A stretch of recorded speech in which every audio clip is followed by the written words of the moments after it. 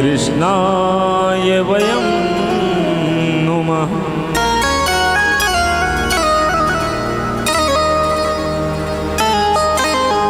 हमारे धर्म में जो वेदांग हुए हैं उनमें सच्चिदानंद का महत्व बताया है कि सत क्या है, चित क्या है, आनंद क्या है।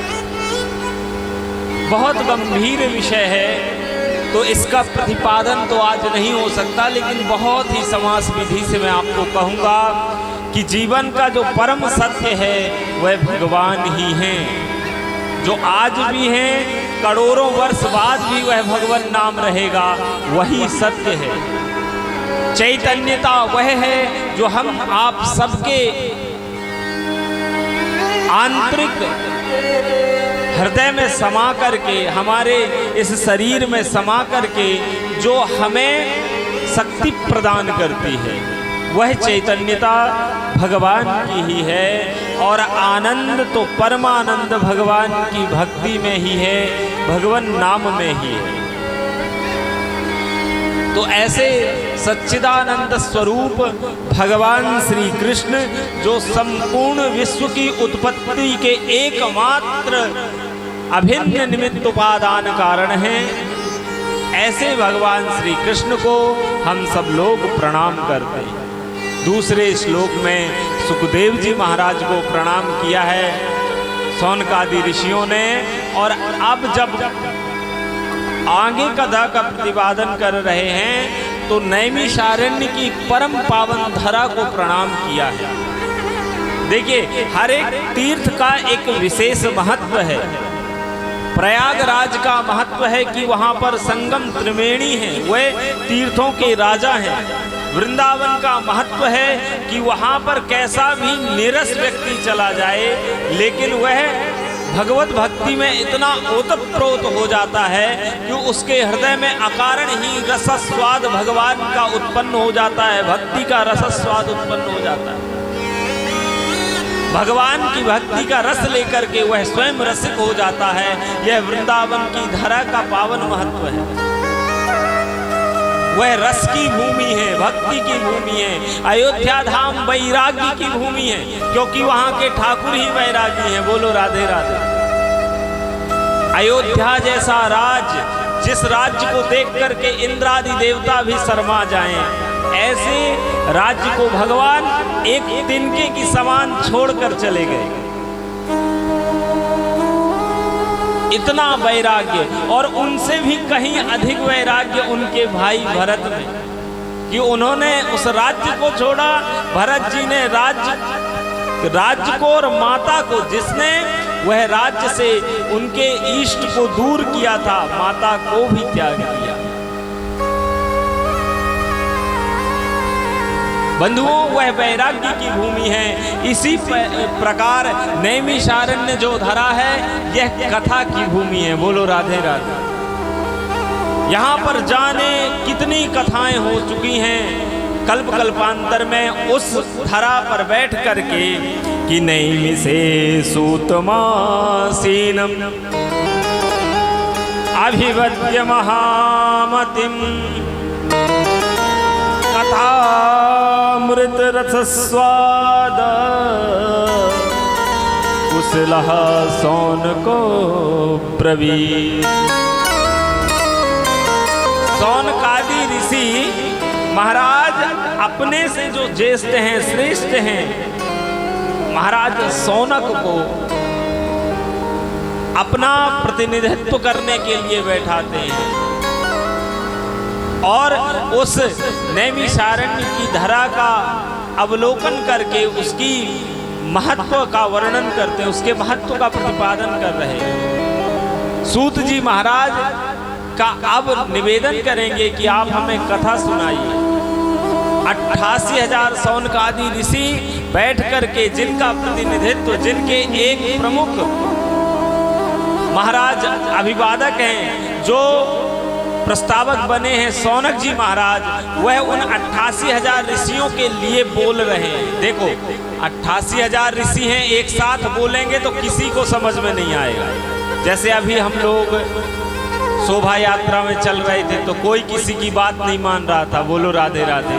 इसी प्रकार जब अंकुश नहीं होता, अनुशासन नहीं होता तो व्यवस्था गड़बड़ा जाती है। तो 88,000 शौनकादि ऋषि अपना प्रमुख बना करके बैठाए हैं शौनक जी महाराज को कि आप हमारी बात कहें। शौनक जी महाराज सूत जी महाराज से कह रहे हैं। सूत जी की अवस्था 16 वर्ष है, लेकिन परम वैरागी सुखदेव महाराज के शिष्य हैं, इसलिए उनका स्थान ज्ञान से बहुत बड़ा है। सुंदर आसन दिया और महाराज शौनकादि ऋषि जो कह रहे हैं वो कह रहे हैं कि अज्ञान ध्वांत विध्वंस कोटि सूर्य सम प्रभ सूता क्या ही कथा सारम मम कर्ण रसायनम। एक बात ध्यान दीजिएगा कि महाराज हमारे जीवन में अज्ञान बहुत है। सब लोग चाहते हैं कि हमें भगवान मिल जाएं, कौन नहीं चाहता बताइए। सब लोग चाहते हैं कि हमारे इष्ट से हमें मिलने का मौका मिले, हमें अंगीकार करें वह परम सत्ता। और कथाओं के द्वारा सुन करके हम खूब भक्ति भी करते हैं भगवान की, लेकिन केवल भक्ति से काम नहीं चलता माताओं। भक्ति के साथ जब तक हमें ज्ञान और वैराग्य दोनों नहीं होंगे तब तक हम भगवत प्राप्ति नहीं होगी। हम भगवत स्वरूप नहीं हो सकते। तो वह भक्ति कोरी है यदि ज्ञान और वैराग्य उसमें न हो। महाराज शौनकादि ऋषि परम भागवत हैं, बहुत बुद्धिमान हैं, लेकिन क्या कह रहे हैं कि हम बड़े अज्ञानी हैं महाराज। और हम लोगों में थोड़ा कुछ ज्ञान हो जाता है, थोड़ी भी कथा के बारे में जान जाते हैं, और अगर व्यास जी ने वह कथा नहीं बोली तो मन ही मन में कहने लगते व्यास जी अभी नए हैं, वो कथा भूल गए। बोलो राधे राधे। और शौनकादि ऋषि परम वैरागी, हजारों वर्ष जिनकी वय है, अवस्था है, लेकिन कह रहे हैं हमारे हृदय में महाराज घोर अंधकार व्याप्त है, अज्ञान रूपी। और आप सूत जी को कह रहे हैं आप परम ज्ञानी हैं, करोड़ों सूर्यों के समान आपके हृदय में ज्ञान व्याप्त है। तो उन करोड़ों सूर्य के ज्ञान के समान एक किरण हमारे हृदय पटल पर भी डाल दें, ताकि यह अज्ञान रूपी अंधकार का ध्वंस हो जाए, नाश हो जाए। हमें भी चाहिए कि हम भी कथा से ज्ञान लें, भक्ति लें, ना कि अपने स्वार्थ का प्रतिपादन करें। कथा बहुत सूक्ष्म रूप में मैं सुनाऊंगा, बस 15-20 मिनट में आप लोग आराम से बढ़िया कथा सुने। उसके पश्चात सभी लोगों के लिए आज प्रसाद की व्यवस्था है, भंडारा है, तो हमें वहाँ से संकेत जैसे मिलेगा कि भंडारा तैयार है, वैसे हम आप लोगों को छोड़ देंगे। बोलो राधे राधे। तो बंधुओं, बात इतनी सी है, शौनकादि ऋषि कह रहे हैं कि हे प्रभु आप हमें ज्ञान दें। ज्ञान, किसी ने कहा कि क्या आपके पास ज्ञान की कमी है? बोले ज्ञान की कमी नहीं है। तो किसकी कमी है? बोले गुरु कृपा की। अच्छा, गुरु कृपा से क्या होता है?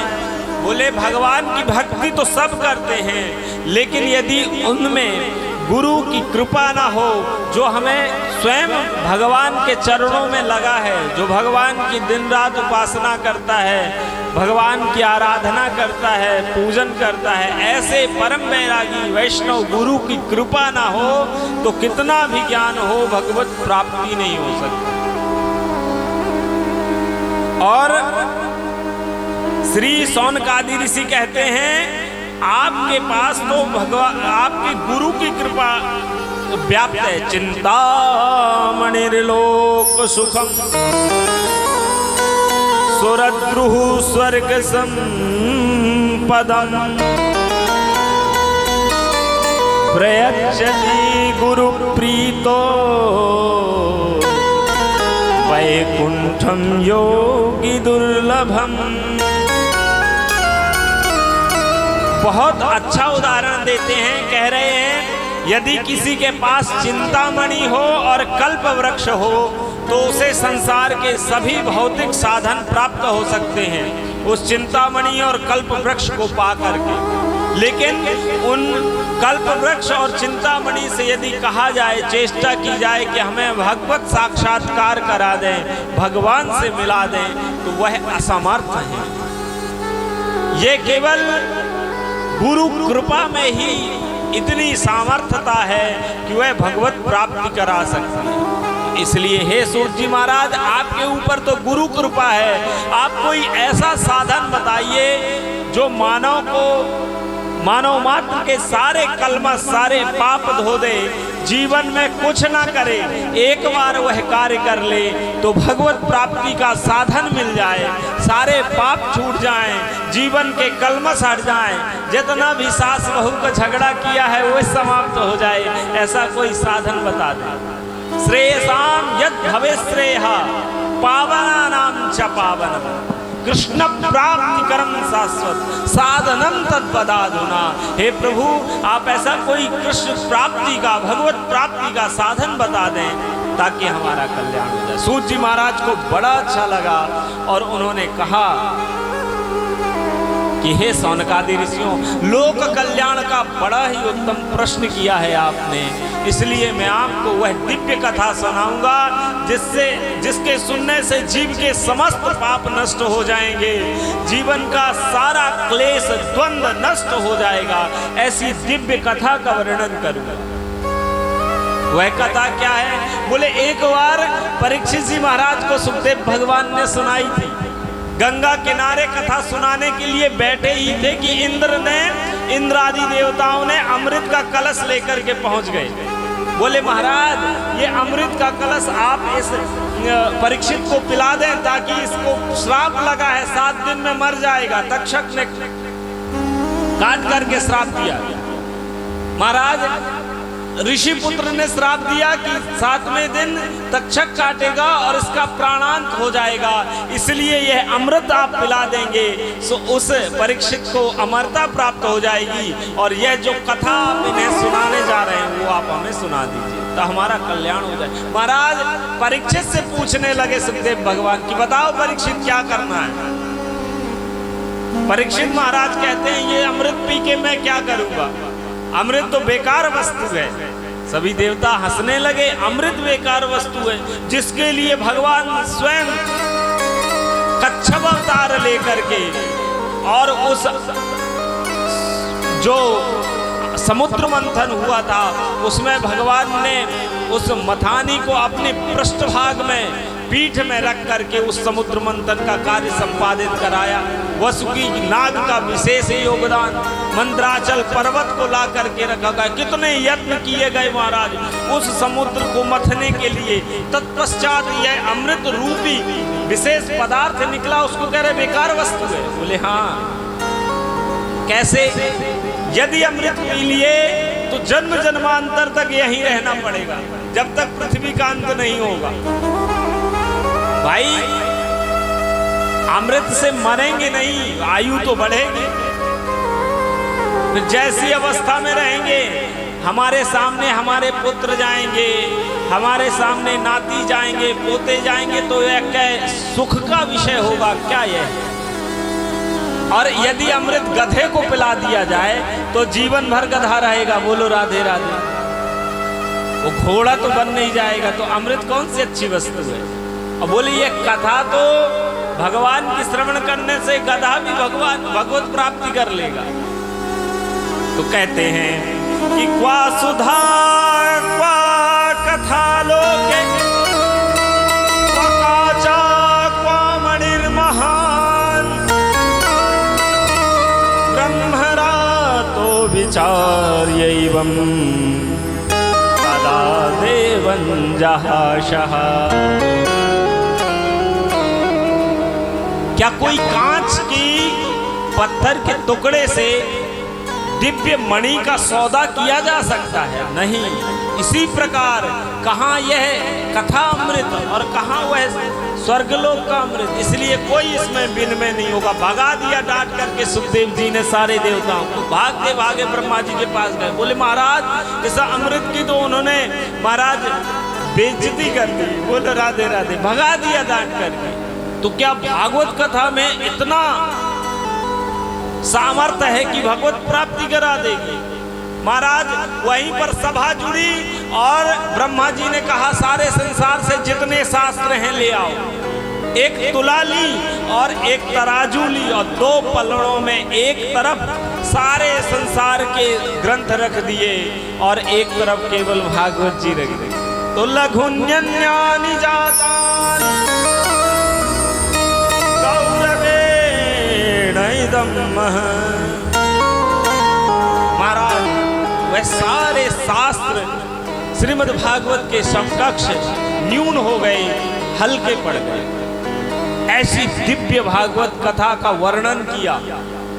अब सौनकादि ऋषि कहते हैं अगर भागवत की इतनी ही महिमा है तो सबसे पहले किसने किसको सुनाई, कहाँ सुनाई, और यह 7 दिन का जो उपक्रम है वह कहाँ आरंभ हुआ है, इतना आप हमें वर्णन करके सुनाएं। तो वह आप वर्णन सुनिए, उससे पूर्व एक छोटा सा भजन, और वह वर्णन के पश्चात आप सब लोगों को प्रसाद की तैयारी है। तो बोलो राधे राधे, बोलो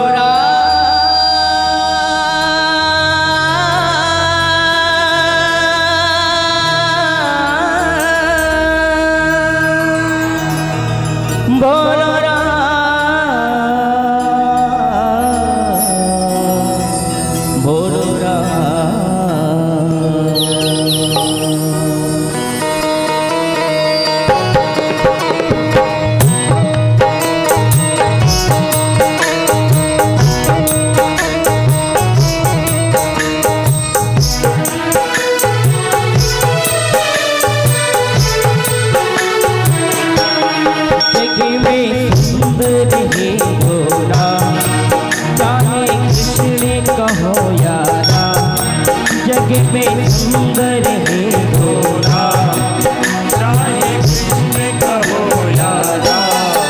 बोलो राम राम राम, बोलो राम राम राम, बोलो राम राम राम, बोलो राम राम राम। जग में सुंदर है भोला, चाहे कृष्ण कहो यारा। जग में सुंदर है भोला, चाहे कृष्ण कहो यारा।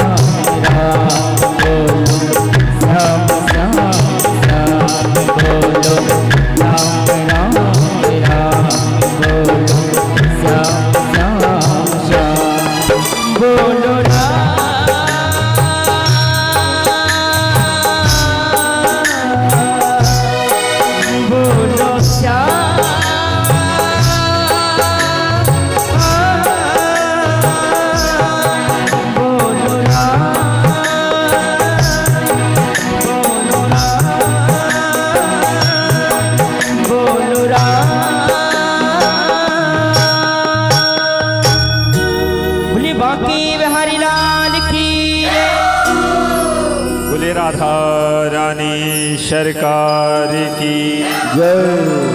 महाराज कथा सुनाते हुए श्री सूत जी महाराज कहते हैं कि हे ऋषियों, एक बार श्री नारद जी महाराज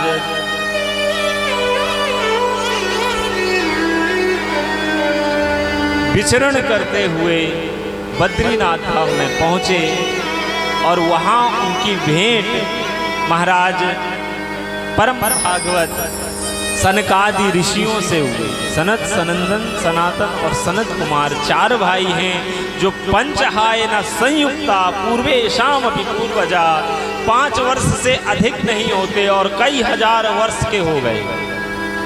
सनकादि ऋषियों ने जब देखा महाराज नारद जी को तो उनके चेहरे की हवाइयां उड़ी थी। बोलो राधे राधे। एक बात ध्यान देना, सांसारी लोग यदि दुखी हों तो उन्हें संसार का कष्ट होगा। किसी को धन का कष्ट है, किसी को संतान का कष्ट है, किसी को व्यापार का कष्ट है, कोई ना कोई कष्ट हम गृहस्थियों को है संसार में। लेकिन बाबाओं को काहे का कष्ट होना चाहिए? भाई साधुओं को तो कोई कष्ट नहीं होना चाहिए ना। लेकिन आज चिंतित नारद जी पहुंचे बद्रीनाथ धाम में तो एकदा ही विशालायां चत्वारा ऋषयो मला सत्संगार्थं समायाता तादृशस्तत्र नारद। 4 ऋषियों को देखा नारद जी ने और वो ऋषि देखते ही नारद जी के चेहरे को पूछ लिए, कथम ब्रह्मन् दीन मुखा कुतश्चिंता तुरो भवान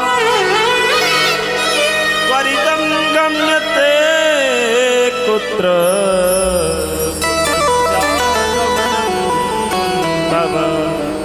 हे महाराज, कथम ब्रह्मन् दीन मुखा। अरे नारद जी, आपका यह मुख दीनों के भांति दुखी क्यों है? महर्षियों को तो, संतों को तो हर पल भगवान नाम में आनंदित होना चाहिए, लेकिन इसके विपरीत आप दुखी क्यों हैं? महाराज, संतों को तो फक्कड़ है, उनको क्या चाहिए? क्या चिंता है आपको? कहां जा रहे हो और कहां से आ रहे हो? आपका चेहरा तो ऐसे लग रहा है कि गतवित्तो यथा जना। जैसे किसी कंजूस का धन चला जाए, कृपण का धन चला जाए तो वो दुखी हो जाता है। समिति वाले गए तो पर्ची कटाने, लेकिन देना था 100 रुपया, लेकिन 10 लोग थे। उन बोले यार 100 रुपए की पर्ची सही नहीं है, तो भाव भाव में उसने दे दिए 1000 और 1000 की पर्ची कट गई। जब वापस आए तो सोच रहा यार मैंने 1000 दे दिए। अरे राम राम राम, कैसे कमाए थे वो 1000 रुपए। अब वो दिन भर उन्हीं 1000 रुपयों को सोच करके, ये तो उदाहरण है, सोच करके और दुखी रहेगा। जो कृपण व्यक्ति होता है, जो कंजूस होता है, उसका धन चला जाए तो धन देते वक्त तो ठीक ही व्यवस्था रहती है, लेकिन जब चला जाता है तो भारी दुख हो जाता है। बोलो राधे राधे। नारद जी से कह रहे हैं ऋषि, तुम्हारे पास कौन सा धन है महाराज जो चला गया? आप तो फक्कड़ आदमी हो, गोदोहन काल से अधिक कहीं ठहरते नहीं, तो क्यों दुखी हैं? तब नारद जी महाराज कहते, अहम तु पृथ्वी यातो ज्ञात्वा सर्वोत्तमामिति पुष्करं च प्रयागं च काशीं गोदावरीं तथा। महाराज, मैं लोक कल्याण की भावना से, मुझे कुछ नहीं चाहिए, मैं तो भगवान नाम में मस्त हूँ, लेकिन लोगों के कल्याण के लिए मैं एक बार मृत्यु लोक में गया और मृत्यु लोक में जा करके सारी पृथ्वी में भ्रमण किया। देखता क्या हूँ कि सत्यम नास्ति तपः शौचम दया दानम न विद्यते उदरम हरिणो जीवा बरा का कूट भाषिणा। मृत्यु लोक में गया तो कहीं भी मुझे सत्य नहीं दिखा, कहीं भी पवित्रता नहीं दिखी, कहीं भी दया नहीं दिखी। जीवों को आपस में कटते मरते देखा मैंने, कहीं भी दया नहीं दिखी।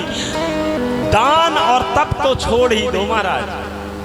लोग अपने भरण पोषण के लिए, अपने धन कमाने के लिए जितना अधिक झूठ हो सकता है उस बरा का कूट भाषिणा, जितना अधिक झूठ बोल सकते हैं बोलते। ऐसी व्यवस्था है संसार। मैं दुखी हो गया। अन्य जगह देखा भाई व्यवस्था तो नारद जी ने ऐसा वर्णन किया है महाराज, बहुत समय नहीं है, बहुत छोटे में बताना पड़ेगा। समास विधि में बड़ी अच्छी बातें कही। माता पिता से कोई सलाह नहीं लेता, सलाह के लिए ससुराल से साले साहब को बुलाया जाता है। स्याल को बुद्धिदायका, बोलो राधे राधे। जिन माता पिता ने हमें इतना बड़ा किया, जिस माता ने 9 महीने अपनी गर्भ में हमें कितने कष्ट से पाला, उस माता और पिता के लिए जब हमारा विवाह हो जाता है तो घर में उनके लिए जगह नहीं होती। हम उन्हें वृद्धाश्रम भेजने की सोचने लगते। ये व्यवस्था है आज के संसार की। भारत जी ने सब बताई बंधुओं। बोले मैं देखा जब मैं जा रहा था ऐसे भ्रमण करते हुए तो भगवान ठाकुर जी की जन्मस्थली वृंदावन पहुंचा। वहां पर एक युवती 2 वृद्ध पुरुषों के साथ बैठ करके विलाप कर रही। मैं सोचा कि जाकर के पूछूं आखिर परेशानी क्या है, लेकिन मैंने देखा कि वहां बहुत सारी और उसके साथ स्त्रियां हैं और मैं अकेला पुरुष, उचित नहीं होगा स्त्रियों के मध्य बैठना बात करना। हाँ, स्त्रियां आपस में बात कर रही हो तो पुरुष को बीच में नहीं जाना चाहिए, फिर उसे समाज सही नहीं कहता, उचित नहीं मानता। नारद जी ने देखा, सोचा कि जाके देखूं रो क्यों रहे हैं। संत हृदय नवनीत समाना, कहन कवि पर कहाँ न जाना।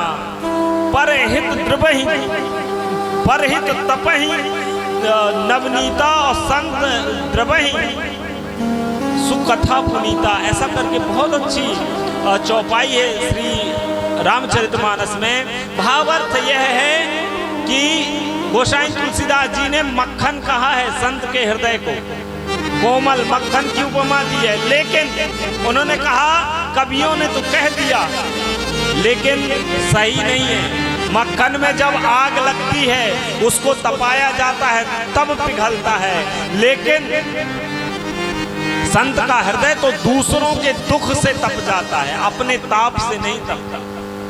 दुखी हुए नारद जी, सोचा जाऊं, लेकिन लोक मर्यादा समझ के नहीं गए और जाने लगे। तभी वह जो युवती रो रही थी उसने कहा, भो भो साधो क्षणंतिष्ठ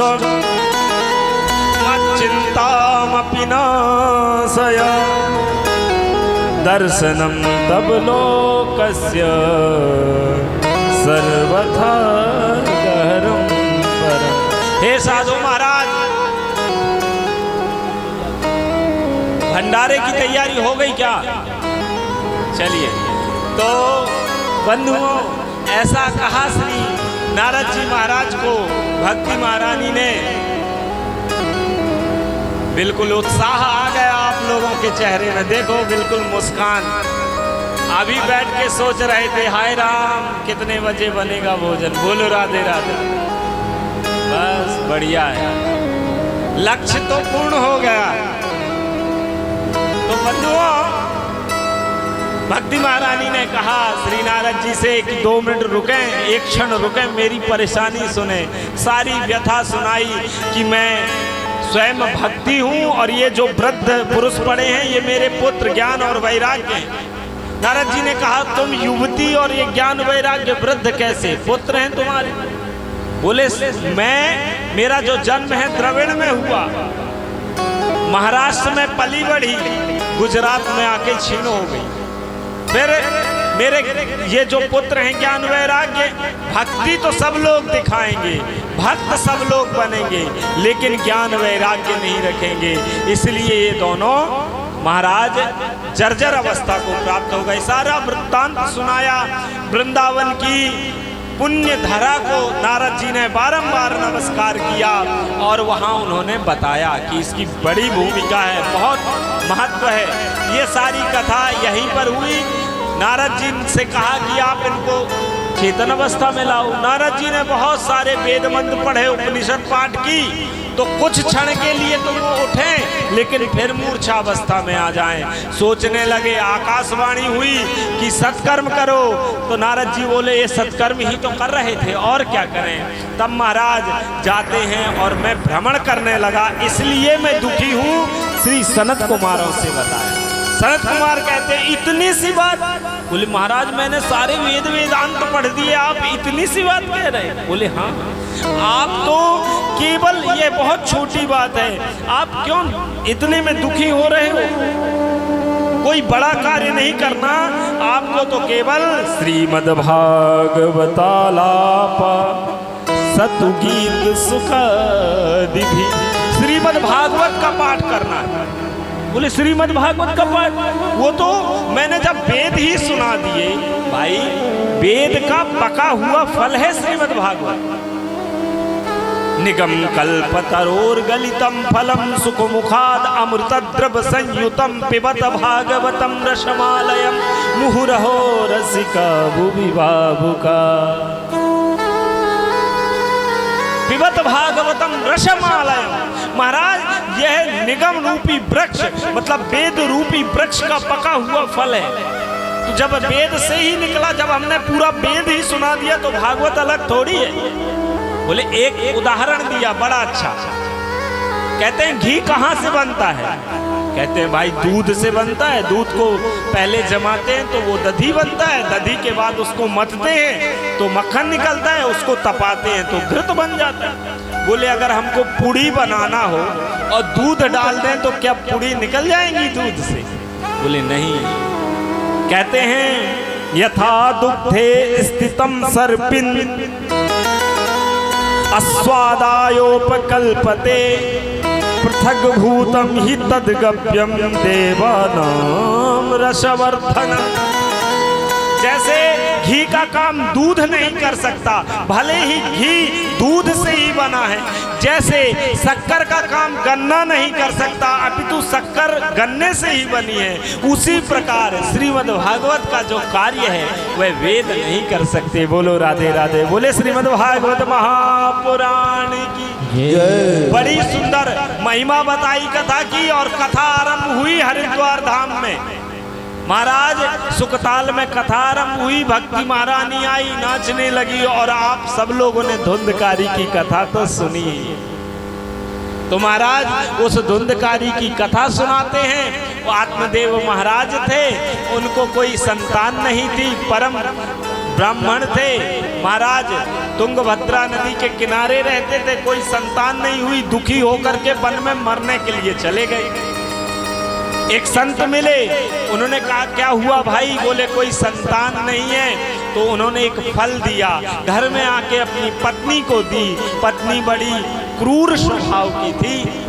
कहा ये आप फल खा लो, आपको संतान होगी। उसने फल तो रख लिया, खाया नहीं, अपितु अपनी गाय को खिला दिया। अपनी बहन से साथ गांठ करके उसका पुत्र बदले में ले लिया। 9 महीने बाद महाराज गाय को भी एक बालक हुआ, जिसके कान तो गाय के समान है, शरीर पुरुष के समान है, मानव शरीर है। दोनों का जन्म हुआ। अब महाराज उस गाय के बछड़े का नाम गोकर्ण रखा श्री आत्मदेव महाराज ने, क्योंकि वह गौ की कान हैं, उसके जो कान गौ के समान, इसलिए गोकर्ण नाम रखा। अब नाम अपने पुत्र का रखने वाले थे, तभी धुंधली जो उनकी पत्नी थी रोक दिया। नहीं, 9 महीने हमने गर्भ में सहा है, नाम हमारी तरह होगा। क्या? बोले हमारा नाम धुंधली तो हमारे पुत्र का नाम धुंधकारी। बोलो राधे राधे। महाराज दोनों बड़े हुए और दोनों ही ने ख्याति प्राप्त की। एक को ख्यात हुआ और एक विख्यात। महाराज आत्मदेव जी वन में चले गए भजन करने, और यहाँ श्री गोकर्ण जी महाराज भी तीर्थ वगैरह चले गए। माता और बालक दोनों घर में। ये इतना दुर्दांत था कि जुआ खेलता, चोरी करता, शराब पीता, वैश्यागमन करता, सब कुछ करता महाराज। अपने ब्राह्मणत्व का नाश कर दिया। एक दिन गया तो अपनी माँ की चोटी पकड़ लिया, निकालो धन जो पिताजी दे के गए। बोले मेरे पास कुछ नहीं है, तूने घर के बर्तन तक बेच दिए। फिर भी माता को बहुत ताड़ित किया तो माता जाके कुआं में गिर के मर गई। बोलो राधे राधे। अब बचा अकेले। धुंधकारी खूब चोरी करने लगा। एक दिन इतना धन लाया कि उन वैश्याओं ने देखा कि ये तो आज बहुत सारा धन लाया है, आज नहीं तो कल राजा पकड़ के इसको दंडित करेगा, साथ में हम भी मारे जाएंगे, तो हम ही क्यों ना मार दें। एक खटिया में बांधा रस्सी से और मारने लगी, बहुत मारी, फिर भी ना मारा।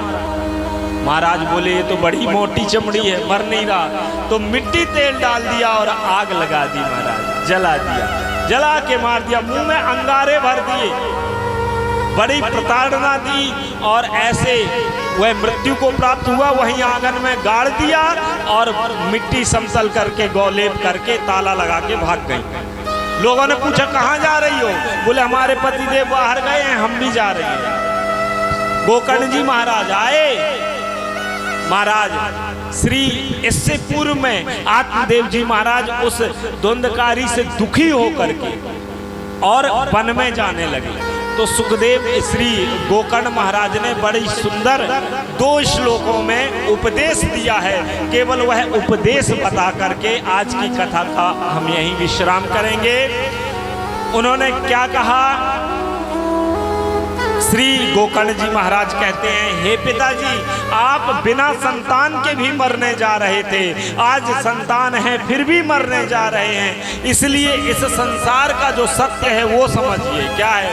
देहेन्स्तिमां सुरुधरे भीमतीं त्यजत्वं जाया सुतादिषु सदा ममतां विमुञ्च पश्यानिशं जगदिदं क्षणभङ्गनिष्ठं वैराग्य राग रसिको भवभक्तिनिष्ठ। इसलिए ये क्या है? बोले देहेन्स्तिमां सुरुधरे भीमतीं त्यजत्वं। देह क्या है? मकान है। मकान कैसा? बोले मकान में क्या क्या लगता है? बोले ईंट लगती है, सीमेंट लगता है, रेता लगती है, उसका पानी मिला के गारा बनता है, गिट्टी लगती है, लोहे की सलियां कड़ी होती है। उसी प्रकार इसमें मांस है, अस्थियां हैं, हड्डी है, वो जो लोहे की सरियां हैं महाराज। और जब दीवार तो खड़ी हो गई, फिर खराब लग रही देखने में, बढ़िया नहीं लगी, तो हमने प्लास्टर करवा दिया। उसी प्रकार भगवान ने इस चमड़ी का प्लास्टर कर दिया। बोलो राधे राधे। बढ़िया भगवान की कारीगरी है। आप इसको जब मकान को आप अपना मान लेते हो तो आपको दुख होता है अगर कोई बाहर निकाले, लेकिन यदि हम किराए के मकान में हो, किराएदार भगा दे तो दुखी नहीं होते, भाई उसका मकान था, ले लिया उसने। इसी प्रकार ये हम जो पंचायती धर्मशाला ये भगवान के परमात्मा की है, यदि वो ले ले इसमें हमें दुखी नहीं होना चाहिए। इसमें अभिमान, देहाभिमान जो करेगा वह दुखी होगा। इसलिए धर्मम भजस्व सततम त्यज लोक धर्मान। धर्म को भजो और लोक धर्म त्याग करो। लोक धर्म ये नहीं है कि उठाओ डोलची और बाबा बन जाओ। बोले राधे राधे। ऐसा नहीं। घर में रहो, समाज में रहो, लेकिन उसे अपना मत मानो। अपना मानना है तो मेरे ठाकुर को अपना माने, मेरे भगवान बाल कृष्ण को अपना माने, और संसार को तो केवल व्यवहारिकता रूप में चलाएं। आगे गोकर्ण जी ने धुंधकारी को कथा सुनाई, उसका भी कल्याण हुआ।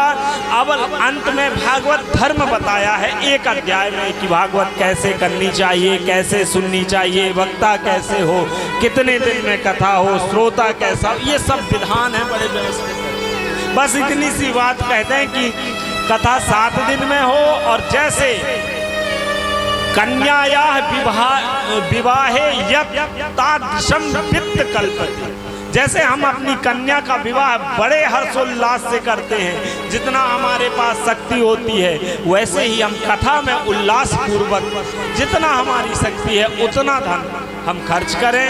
धन का व्यवस्था नहीं दी कि कितना करना है, जितना आपका हृदय कहे। वक्ता कैसा हो? बोले विरक्तो वैष्णवो विप्रो वेद शास्त्र विशुद्धि के दृष्टांत कुशलो धीरो वक्ता कार्येति निष्प्रह। कैसा हो? बोले वैष्णव हो, भगवान को मानता हो, ब्राह्मण हो, विरक्त हो, ज्यादा लेने देने की हर बात में बात न करे कि दान का बड़ा महत्व है, खूब पैसे चढ़ाओ, खूब दान, पूरी कथा में यही न बताता रहे। विरक्त हो, वैष्णव हो, वेद शास्त्र में शुद्ध अशुद्ध का ज्ञान हो कि कथा क्या है, शास्त्र क्या कहता है। ये नहीं कि बैठ तो गए व्यासपीठ में लेकिन अपने ही रोना रो रहे। बोलो राधे राधे। शास्त्र के अनु तस्मात् शास्त्रम प्रमाणन्ते कार्याकार्य व्यवस्थित। शास्त्र प्रमाण हो, व्यक्ति प्रमाण ना हो। बड़ी अच्छी कथा बताई है महाराज, और कथा तो और भी सुंदर है। अभी समय नहीं है, कल से आप लोग ठीक 3 बजे से आइएगा। उससे पूर्व में कुछ दिशा निर्देश हमारे भाई साहब देंगे, आप लोगों को ध्यान पूर्वक सुनिएगा। इतना कह करके मैं आज अपनी वाणी को विश्राम दूंगा। एक बार जोरदार भगवान की जयकारा लगाएंगे। बोले बाल कृष्ण लाल की। हेलो बैठ जाए अभी 5 मिनट बैठ जाए।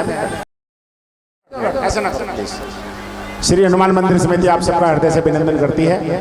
व्यासपीठ पर परम श्रद्धेय आचार्य अशोक कृष्ण जी महाराज विराजमान हैं। 2-3 सूचनाएं हैं आपसे संबंधित ही है, मैं आपको बता देता हूं। आपके जो भोजन प्रसाद की व्यवस्था है वह ऊपर छत पर है। सीढ़ियां बनी हुई है लेकिन ग्रिल नहीं लगी है, तो जैसे